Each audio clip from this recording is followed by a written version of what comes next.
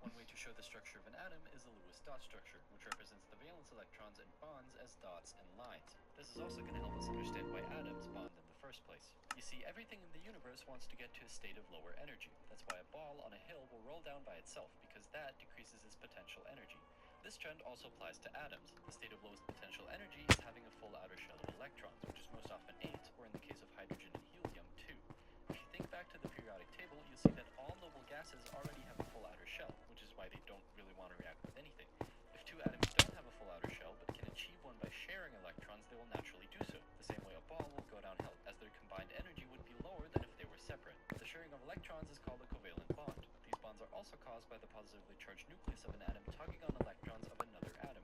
The strength of this pull is called electronegativity. In the periodic table, the electronegativity increases from bottom left to top right. Ow. Therefore, fluorine has the strongest pull. It's just unbelievably desperate for an electron. If the difference in electronegativity is bigger than about 1.7, you get an ionic bond. A good example is sodium chloride. Chlorine would do anything for an electron, while sodium has one too many and just kind of wants to get rid of it anyway. Perfect, they both say, forming an ionic bond, where sodium loses an electron and turns into a cation, and chlorine gains an electron and turns into an anion. That seems pretty important. You might want to remember it. The most common place you see ionic bonds is in salt. Yes, also table salt, but more generally, when metals and nonmetals bond, you get a salt, which is just a grid of ions. Speaking of metals, a pure metal forms metallic bonds. You can imagine this as a huge grid of positively charged nuclei which are surrounded by freely moving electrons. You see, in a metal grid, the valence electrons are kind of promiscuous, whereas the nuclei are delocalized, moving freely in a giant playground of nuclei instead of being loyal to just one. This kind of bond is responsible for the properties of metals, like conducting electricity and heat, and also being malleable, as in being kind of bendy. Like, you can hammer on this stuff until it's the most deformed, unelegant, and ugly-looking piece of material ever known, and it will just limp along as if nothing ever happened. If the difference in electronegativity is lower than about Where'd that come 0.5, from? the electrons are shared pretty equally, and you get a nonpolar covalent bond. If it's bigger than 0.5, but smaller than around 1.7, one of the elements is pulling on the electrons pretty hard. Not quite hard enough to completely steal an electron, but definitely hard enough to skew the electrons a bit, making it a polar covalent bond. An example is water. Oxygen has a very high electronegativity compared to hydrogen. As a result, it pulls the electrons of hydrogen so hard that they kind of belong to oxygen, giving it a partial negative charge, and leaving hydrogen with a partial positive charge. The presence of two poles with opposite charge is called an electric dipole. All permanent dipole molecules can interact with each other, and really with anything that has a charge. As a result, the molecules will tug on each other and arrange themselves in a way that oppositely charged ends are next to each other.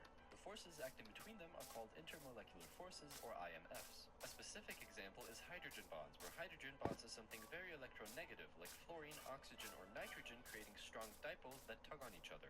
But even if molecules are not polar at all, there can be electrostatic forces acting between them. How? Electrons move around inside the atoms, and by pure chance, they can end up on one side of the atom, creating a momentary dipole, which influences other particles next to it to become a dipole as well. At least for a very short time, as the electrons keep moving and the dipole disappears. This is called the van der Waals forces. The polarity of water also explains why it's one of the most versatile solvents to exist. It can pull apart molecules by tugging on charges, and it keeps them apart by surrounding a particle with its oppositely charged end. Water cannot dissolve nonpolar molecules, though. It's the reason why water and oil don't mix, since fat molecules are nonpolar while water is polar. Just remember the ancient saying, or in the language that's actually spoken, similar things will dissolve similar things. Fun fact, soap works because the molecules that it's made from, which are called surfactants, have a polar head and a nonpolar tail.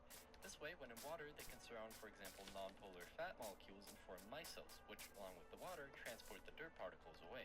These are the most important bonds and forces ranked by strength. Ionic bonds, covalent bonds, metallic Look at all bonds, those hydrogen caves over bonds, there. and van der Waals forces. There are three main states of matter: solid, liquid, and gas. Solids are tightly packed in fixed structures, where the particles can only wiggle, unless, you smash them.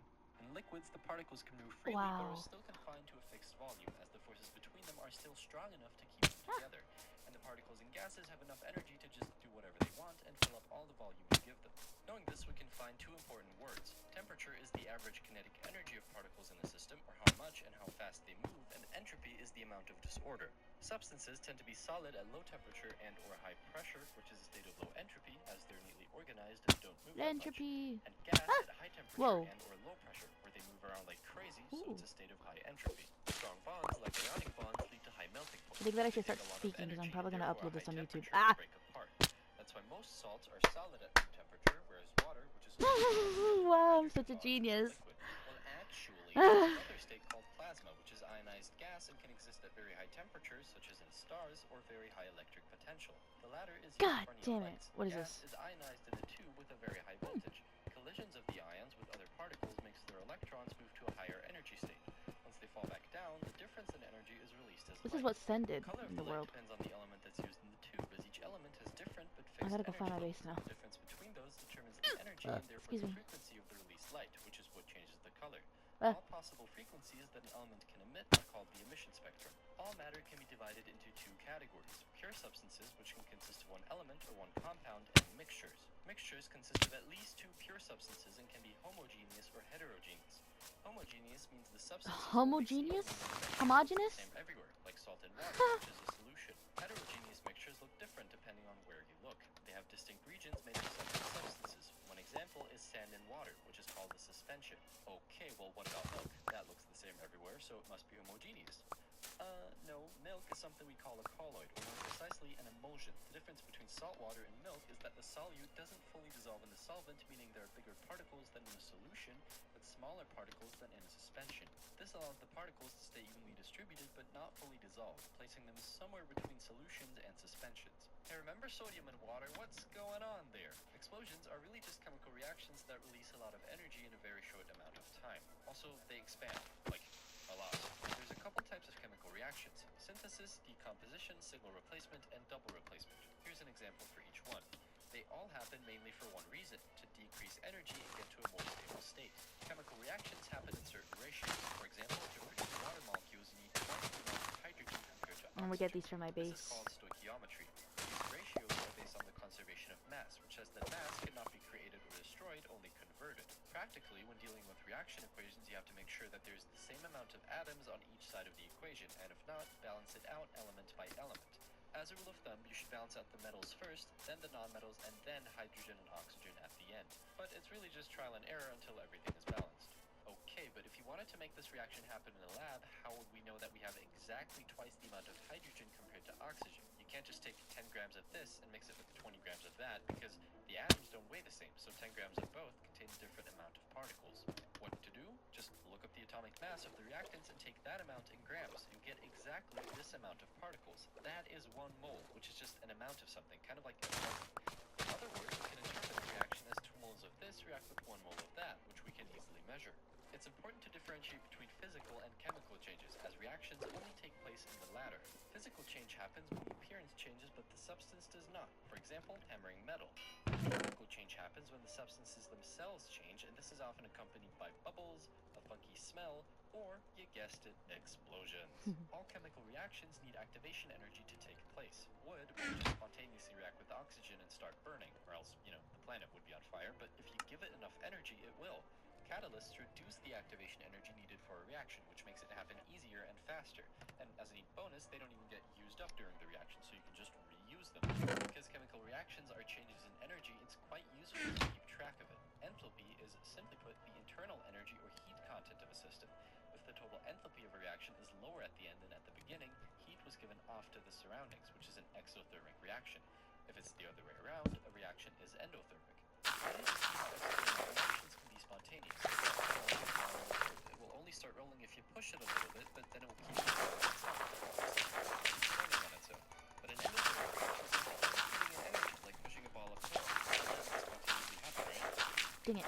Yes, actually it does. In the whole picture, we have to look at Gibbs free energy, which looks at the change of enthalpy, but also the entropy of a system, which is the If this whole thing is less than 0, the reaction is exergonic, or spontaneous, because free energy was released. If it's bigger than 0, it's Wait, endergonic, whoa. or not spontaneous, because free energy was needed and absorbed. Here's where temperature and entropy come in. Even if delta H is positive, so the reaction is endothermic. If the change in entropy is big enough, it can offset this and make the total free energy negative, which means the reaction is spontaneous. But this is strongly dependent on the temperature. For example, melting an ice cube is endothermic because it absorbs heat, but also it increases the entropy a lot, as neatly organized ice turns into water, which is just kind of a mess. So this can happen spontaneously, but only if the temperature is above zero. If it's below zero, the water will spontaneously freeze, which is exothermic. If it's exactly zero, then no reaction will take place spontaneously. In other words, if delta G is zero, chemical equilibrium, irreversible reactions take place at the same speed in both directions, which means that even if reactions are taking place, the concentrations of both sides stay the same, and to someone watching from the outside, nothing seems to be happening. We often find chemical equilibriums in phase changes, but also acid-base chemistry. According to Brensted-Lowry, an acid is a molecule that donates protons, while bases accept protons. A proton in this case is just a hydrogen. So, a molecule with at least one hydrogen that it can throw away can be an acid, and anything else can be a base. This also means that once they react, they turn to the conjugate opposite, as an acid that gave away a proton can now accept it back, Penis. which is what bases do. A molecule that can act as both an acid and a base is amplified. For example, a strong acid will dissociate almost completely into its ionic form, giving off a lot of protons to the water and therefore creating lots of hydronium ions. A weak acid just won't dissociate nearly as much, giving us a lower concentration of hydronium ions. So, to measure the strength of an acid, we can measure the concentration of hydronium ions. This is called the pH. Mathematically, it's defined as the negative log of the hydronium concentration, which means one step on the scale is a 10 times change, and also, since it's a negative log, the higher the concentration, the lower the pH. For example, pure water is in a chemical equilibrium. There's exactly one hydronium ion for every 10 million water molecules. In other words, the concentration of hydronium is 1 over 10 million, or I'm gonna build a bridge eventually. the negative log And of a this boat. gives us a pH of 7, which is considered neutral. Anything lower than 7 is acidic, and anything above is basic, unlike you. You can do the same thing with hydroxide ions, and you will get the POH, which keeps track of basicity. Fun fact, the pH and POH will always add up to 14 because they counteract each other. So by knowing one, you know both. Now, if you have a strong base and a strong acid and you pour them together, no, they will not explode. They will neutralize by forming water along with the salt, which is neutral. For Like example, baking soda hydrochloride and sodium vinegar. hydroxide will form water and table salt. Oh yeah, speaking of table salt, remember how it consists of ionic bonds because sodium transfers an electron to chlorine? Well, that is called the reduction-oxidation reaction, or redox. If sodium chloride forms out of its pure elements, the sodium gets oxidized as it loses an electron, and the chlorine gets reduced as it gains an electron. Logically, sodium is oxidated and chlorine is reducted. Of course not, that would make sense. It's the other way around. More accurately, redox reactions are reactions that change the oxidation numbers of elements, which are kind of like the imaginary charges. There's just a few rules you have to know to figure those out. Hydrogen is mostly +1. Oxygen is mostly -2. Halogens are mostly -1. Single elements are always 0, and the number of all atoms in a molecule always have to add up to the molecule's charge. So this would total 0, while single ions just have their charge as the oxidation number. For example, in sulfuric acid, we have 4 oxygens, which totals -8. We have 2 hydrogens, which brings the total to -6. And since the whole molecule is neutral, sulfur must have an oxidation number of +6. Just by looking at the oxidation numbers of reactants and products, you can reduce the flow of electrons, which gives you these equations. If redox reactions happen in acidic or basic solutions, you can balance out the charges with ions and fix the stoichiometry with water. Okay, now to this weird-looking thing. I spared you from it because for describing electrons, this is very simple, and this is not.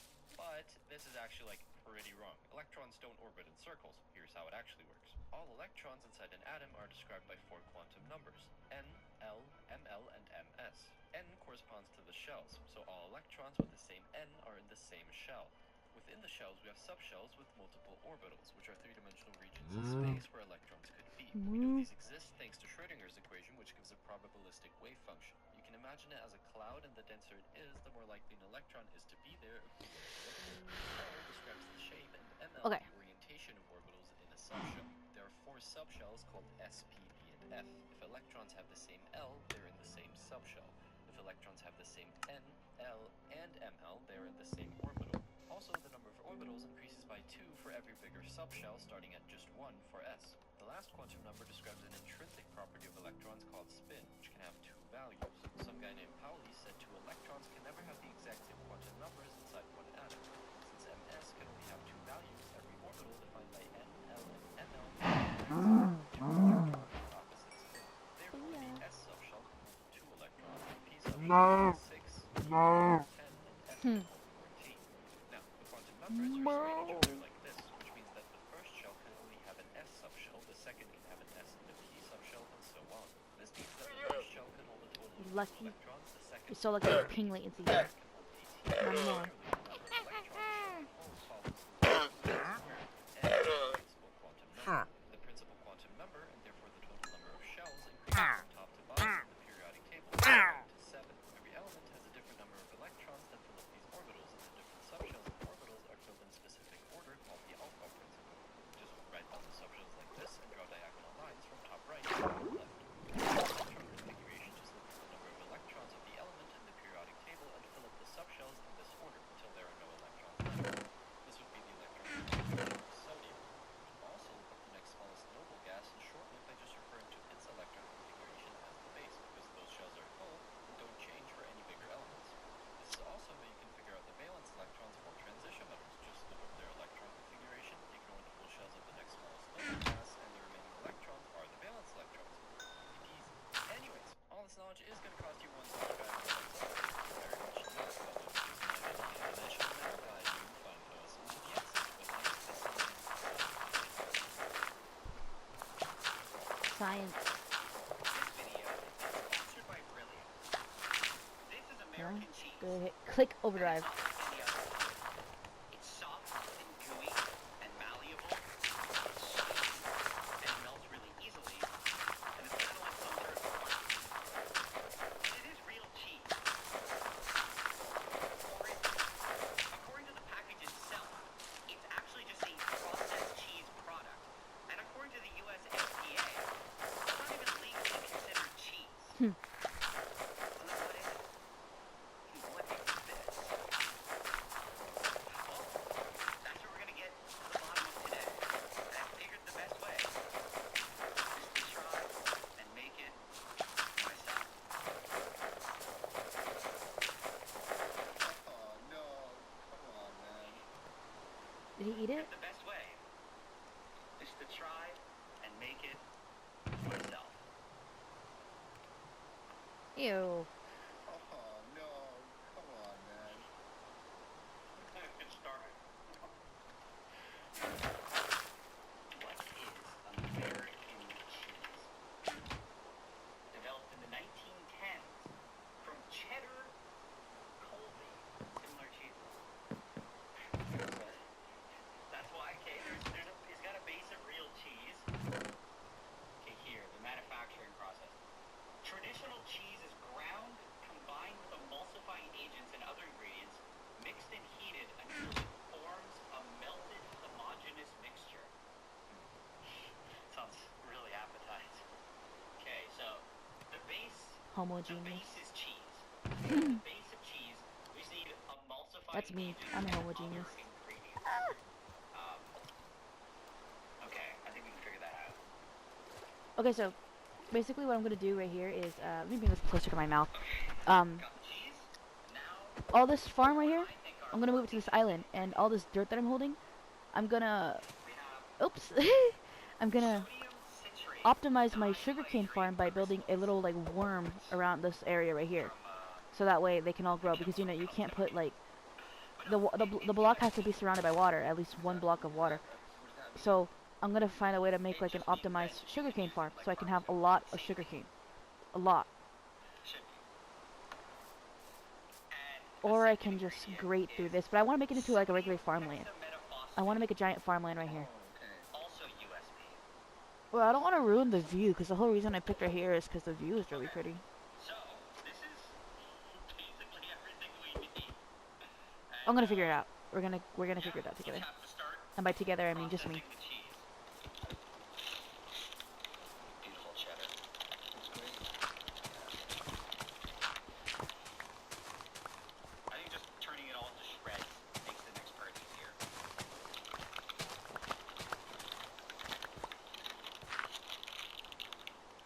It's gonna take a while. Faster. Yeah. Okay. I don't know how YouTubers do it, where they just find a way to talk like throughout the whole thing. This is how you're meant to do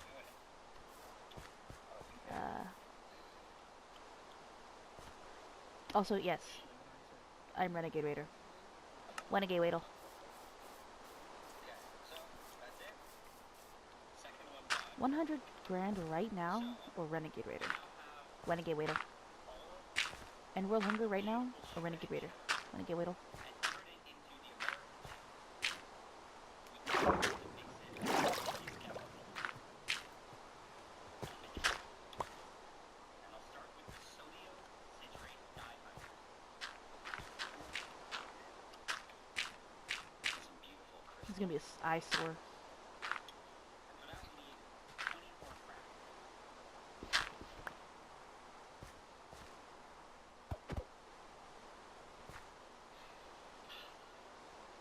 Whatever, 25 is fine. Okay, so we got the sodium citrate. Now, gotta do the sodium hexaconazole. For this, we need 1.2. But I don't think that's even possible in acidity. That's good enough.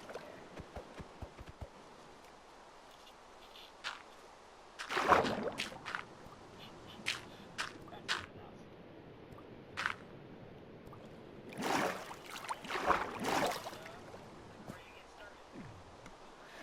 Okay, so, Again, um, what the fuck is that noise? Oh, the penis. Huh, it is. that will also add Okay. hexametaphosphate. Alright. Everything is going perfect. Alright, but look. If I put these right here, I can put some right there, but then I can't put any right here. Sugarcane. So, this is gonna be a problem.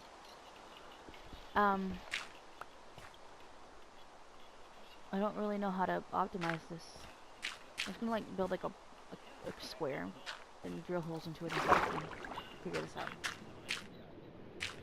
Just enough to establish a pattern, you know? Okay. Alrighty, okay. So all of this can get water except for right here. So wait. There's an easier way to do this.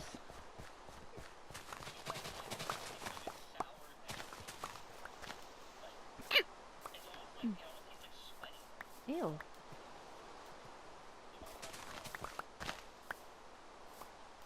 Ugh. Excuse me.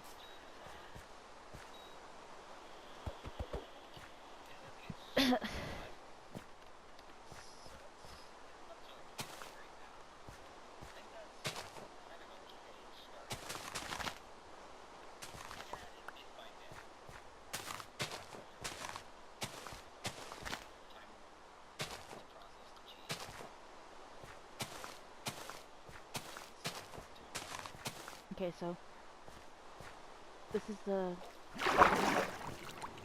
we want the water to be able to come through.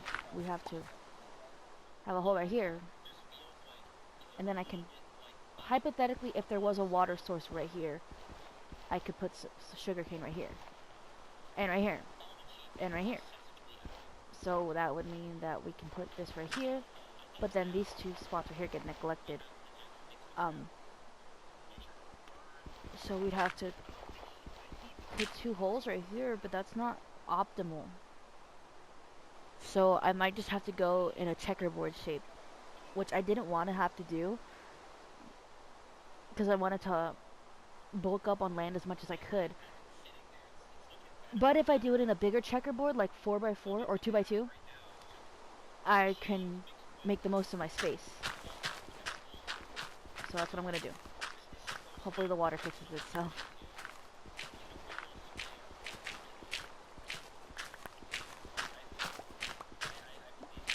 It is.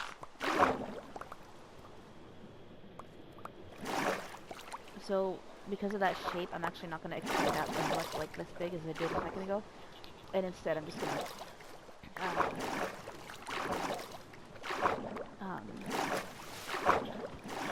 you'll see. I'll stay put, that's what I'm gonna do. I'm gonna keep on that island. And I'm gonna optimize the island for my stuff.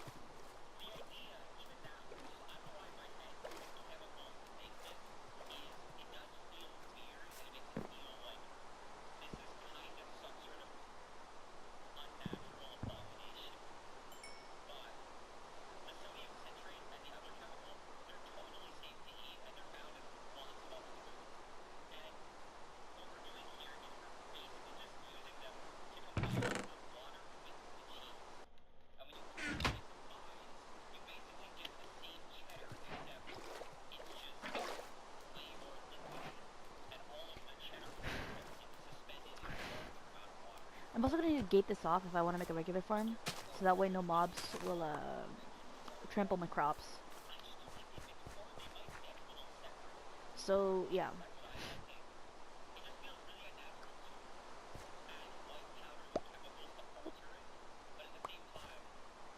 This would be like a path or something.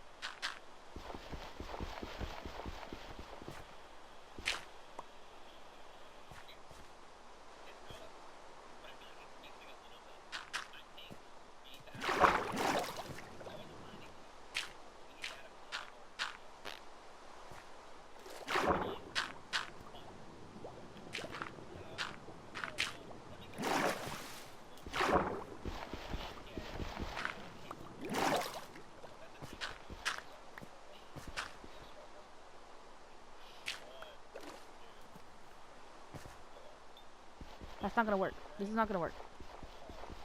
It's not gonna work.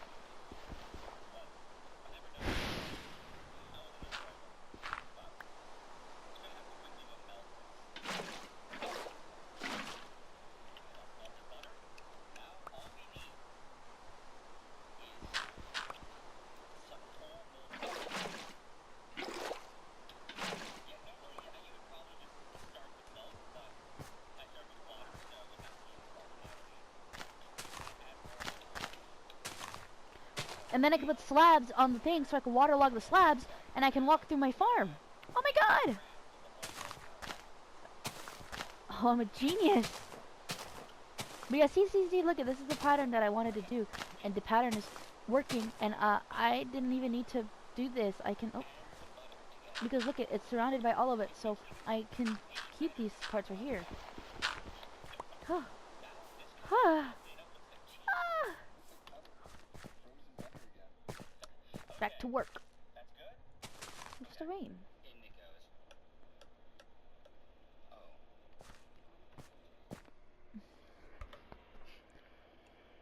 See if my friend messaged me or not. Now, there's something really nasty about the smell of this. I can't describe it. Okay, I think it's good. Time to mix this, and the haters will say it will never mix properly. And they're probably right. Okay, so I'm gonna have to need more sugar cane. I'm not gonna make the farm very big. I had big dreams. I had hoop dreams, but there's other ways to score. I mean, is there a problem if there's It's not exactly American cheese. It's got chunks in it, right? Oh, I have an idea. We need the whisk. And this way, the chunks, oh god, will stand no match. Oh, look. Oh, I see way fewer chunks. Oh, it's so thick now. Oh, yeah. It's looking good. I was very worried for a second, but it's good. I mean, I wasn't worried at all. No? No. I think we're good. Okay. The cooking part is basically done. But before we move on, I have to know if adding the butter and the powdered milk did anything. Okay.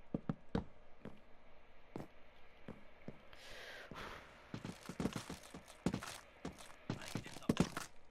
What we're doing is very... That was a disgusting noise. Wasn't special. But special. What does that mean? It feels like a more rounded flavor. I can't even describe it. Well, What we have to do now is pour out all of this beautiful cheese onto the tray. That's good, right? Yeah. You get a perfectly, classic perfect slices. that's not ugly, is it? I feel like that's really ugly. That looks I feel like that's really, really, really ugly. Wait. Okay, pretend like I'm in a house. You don't even notice it. It's not even that bad. Okay. Go ahead. I'm gonna need to make a bridge here. Just use the tray. If this is gonna be on my farm, I'm gonna need a bridge. So it's gonna be way more optimal than swimming the whole way. Oh, it's already solidifying. This is not what I wanted. My dream of thin cheese slices. They're being challenged right now. No, this is completely unacceptable. I have an idea.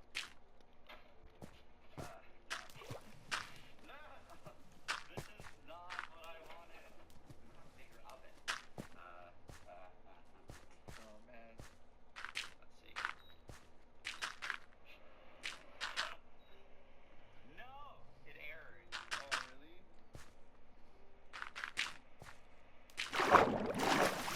Okay, I've recovered the cheese. I don't even know why. Oh crap! I'm not supposed to build right here. To be totally honest, it was always reversible. Got the cheese nice and hot again, and the key now, we're gonna use a smaller tray that's preheated. Goal, spread it out as fast as possible. Okay, 1, 2, 3. I don't want the slice to be too thick, but like right now. Get anything right? Okay, just gonna close these gaps up.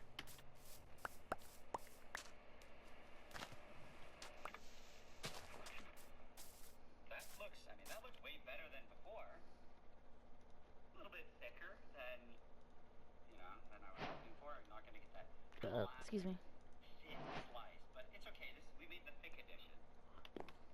I think this is good. Slide it in.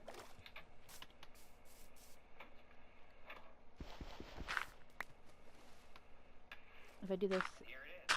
will they despawn? It's all wrinkly. I know this one won't, but I'm worried about this guy right here. It's beautiful. So I think what we need to do is to cut it up. So first cut it. Is there a water source I'm not aware of? Yeah. That feels good. Oh, I bugged it. That's why. Okay, It's a nice slice. get back in there. Felt like cutting So wait. plastic. Hypothetically, I could scam the fuck out of Minecraft physics and have a farm with no water. It's self-healing. Where's the cut marks? It's gone. Or will it just not work? I guess it's time to take it out. Look at that tree in the distance. I really like that. It's a nice tree. I won't chop it Oh down. my god. This is way thicker. It's also like not a. It doesn't have an orange color on the bottom. Oh my goodness. I think it really does just look like a piece of processed cheese, like a normal Kraft single or something. It's got that soft, plasticky texture. Do you see the cheese, the see-through cheese plastic? Yeah. There it is. Oh yeah. Wait, what? You don't need a shovel anymore? I freaking wasted my shovel. Let me in. Give me my boat. Exact same Kraft single. It's indistinguishable. It's like just a really thick Kraft single. Wow. Honestly, it might be better than a Kraft single. Oh yeah? Yeah, so at the end of the day, what did we learn?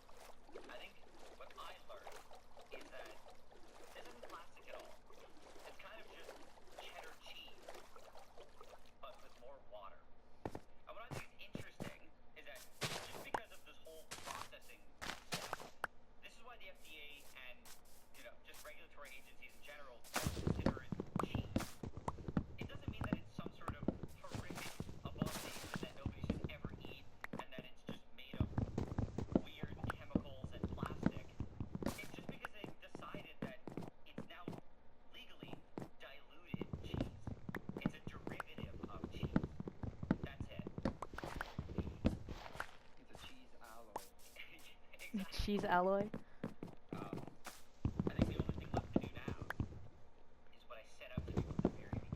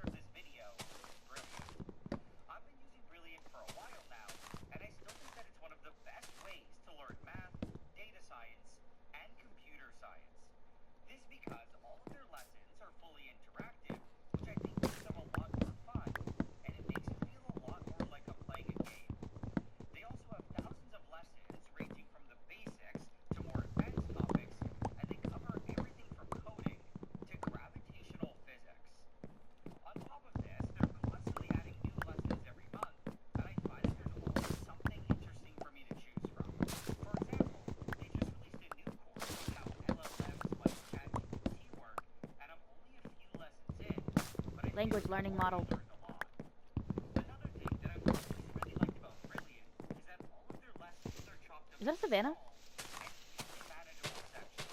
This has been really useful to Oh my me god, it's a savannah! 5 minutes here or there. I don't know what direction that's in, so I don't know if we can go if I can go there or not. But anyway, as I've said many times before, Okay, the birch is I this way. personally really like That's that way. Brilliant, I mean, I can go there, but it won't pick up on my map. Ugh. I highly recommend checking them out. I feel like a sheep, like when you put a gate over the sheep, and it doesn't actually hold the sheep there, but the sheep still stays there because I think it's supposed to stay there.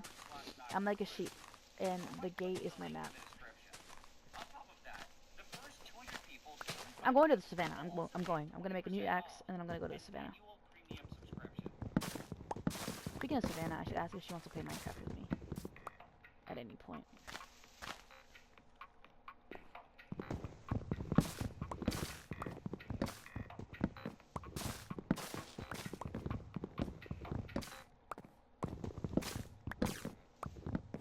This video has been sponsored by Brilliant.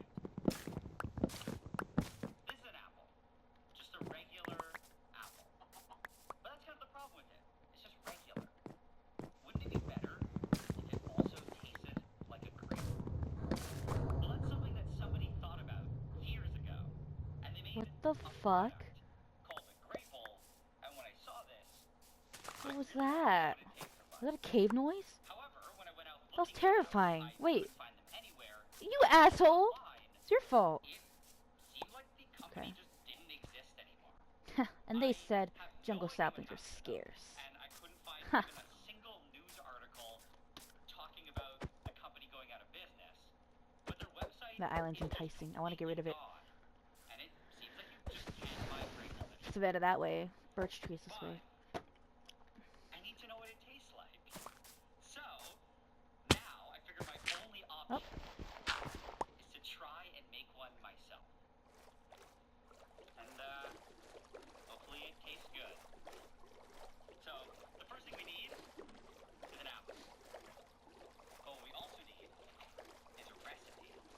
And we found a patent online that covers the process. And under example 2, we have a perfect recipe. Nice. You basically just have to dip an apple, and they say here a Fuji apple, which is what we have, into a solution of grape flavor. And down here, they say to use just a pure constant of methylenthranolate. And specifically, they say a 26.4%, which is a very weird random number, and I don't even know what the rest of it is. We had some trouble figuring out how to produce this ourselves until we stumbled upon the perfect solution. Bird stop. Bird repellent. That's insane. But look, right here, by methylenthranolate, by weight is 26.4%. Exactly. Look at that view. I can't the view because of the tree. The only disturbing part It's gonna be gone is it soon. also says that 73.6% other ingredients. You know what? I kind of liked the tree. I kind of liked it. Very concerning, except because this is being used for birds. I think I'm gonna put it back. Make this food grade. That makes sense. I mean, I don't think there's a separate classification for bird food grade. Um, And, you know, if it's good for a bird, and probably good for us too, right? Yeah, let's go. a new axe. Alright. And then we're good to get started. Check out the goop. Oh, it's anticlimactic. Alright. We're gonna go fix that tree. Really easily. Oh no, it's dropping. Wait, what? Wait, what? And then, yeah. I thought it was gonna be a clear solution. But it's like this white, gooey liquid. This is, it's not something I expected, but, I mean, just gotta keep going. Yeah, just run. Yeah, I'm sure it's fine. Yeah. So, we need a little beaker now, and I'll pour some out. Yeah, that grape flavor is strong.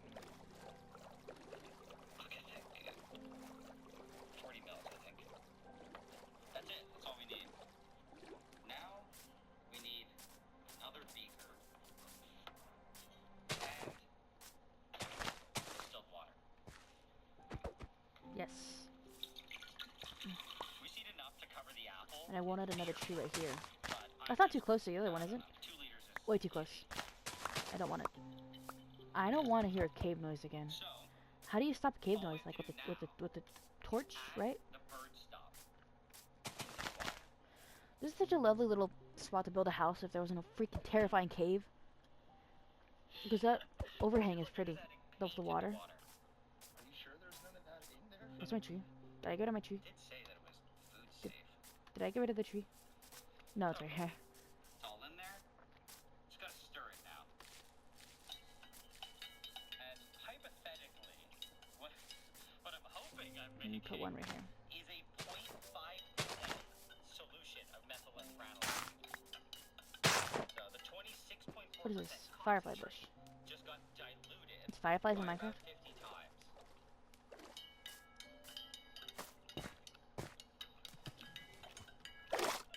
Doesn't Now look I good. gotta go to I'm the not gonna pretend. I'm not gonna Acacia, pretend the it looks savannah. good. Kinda looks like a beaker full of milk.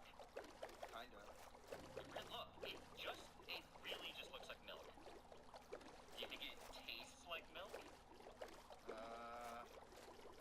Let's see. Naming your kid Savannah is kind of like naming your kid Jungle. Whoa. Just tastes like, But there's also kids out there named like Rowan grape, and Wade but really strong. and River and Kinda burns your those tongue. are all water names. And Tree, Oak, So, Oak. There's a lot of kids named I Oak. think we're Oak, Oak. basically ready to go. Uh, And according to there's no kids named the Birch. patent, There's no kid all we named need to Leaf. do My name is our Sage. beautiful food go for 1 minute. That's a type of plant. Alright. I need one of these. I need it. I need it like I need water. Feels so smooth on the surface of the apple. It's like slimy. This game is Either old. I way, remember when they first what we have added these. here It's like is over 5 years ago. supposed to be, I think I mentioned before, a 0.5% solution of the methylphenolate. And in theory, it should be soaking through the skin of the apple. That's the theory behind this. Do you know why it's doing it? No, just to moderate how much methylphenolate actually gets through. If too much gets through, maybe the flavor becomes too strong. Like now, when we realize that it's 12 seconds over. Okay, stop. Okay. And according to the recipe, just gotta leave the apple here for 1 entire day. That's it? For now.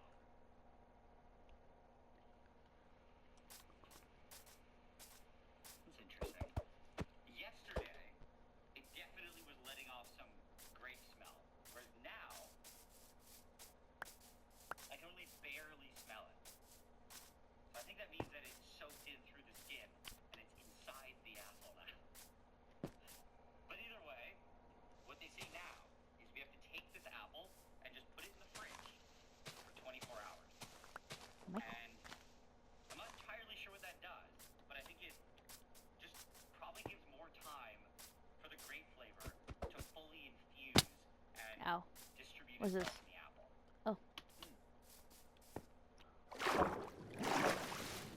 Excuse me. Okay. Time to see what we can get rid of the slime. And again, it looks exactly the same. Just like a regular apple. Oh, it smells like grape. Definitely smells like grape. Okay, we'll take it to the inside. Okay. It's finally here. It's finally ready.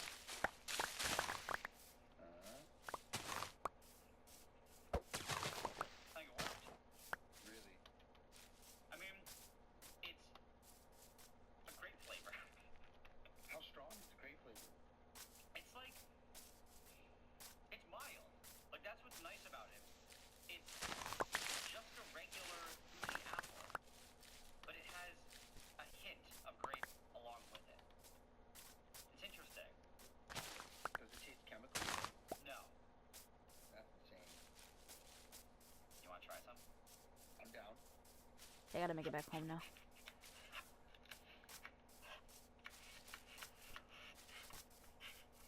Alrighty.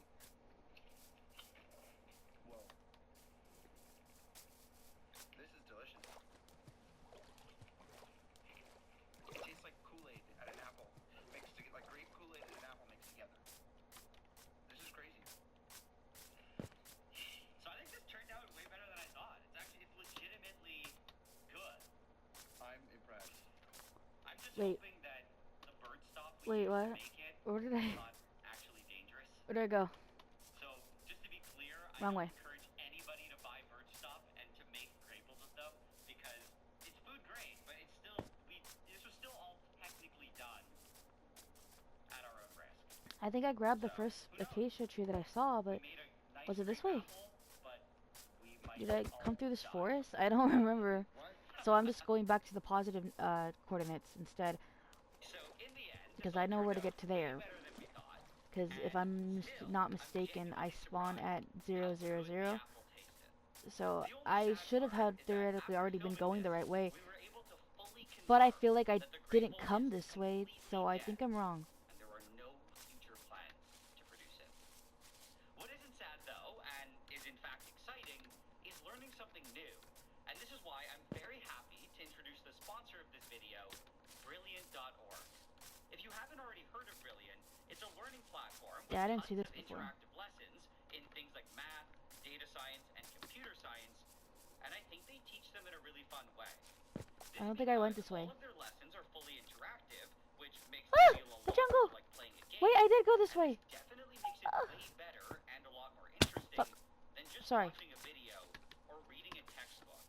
What I also think is really nice is that all of their lessons and courses I'm gonna are make it back chopped home. up into many small sections, which makes it possible to learn and progress on Brilliant without any major time commitment. For example, Give me that. personally, I only go on whenever I get Hey. the chance, or when I have 5 minutes here. My boat should be over there. Started their course called Exploring Data Visually, which covers many ways to analyze and interpret data and how to visually present it My in boat. things like charts and graphs. This is actually something that I've never really thought too much about, but so far I've already learned a lot and I've been really enjoying it, especially the study that they included. That being said, I've been really Where's my boat? Brilliant, and if you want to find a way to learn something new, I definitely recommend checking them out. Right now, you can also Where's get my boat? everything that Brilliant has to offer for free for a full 30 days. Oh, by my going boat. to brilliant.org/dialblue. I went too far out. Clicking the link in the description. On top of this, by using this link, the first 200 people will get 20% off an annual premium subscription. Done.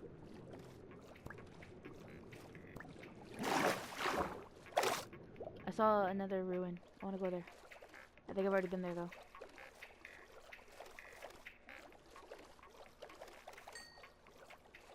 Yeah, I think I've already been here. I'm not sure.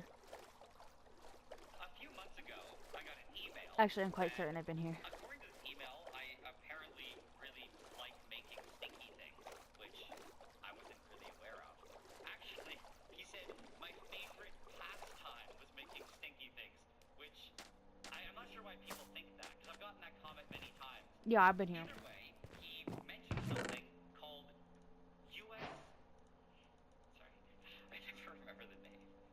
U.S. government-backed malware, which is apparently some sort of stinky concoction Excuse me. developed by the U.S. government. I couldn't find too much about it, but there were a bunch of articles and little anecdotes here and there that said it was so bad that it actually induced fear and panic. And that when they had some volunteers smell it, in some cases, people were screaming from it and cursing. Other people said they just couldn't get it out of their nose and they couldn't stop smelling it. It sounds absolutely horrible. And I don't know, I just kind of don't believe it. I've heard a lot of bad things, but I don't think it can be that bad.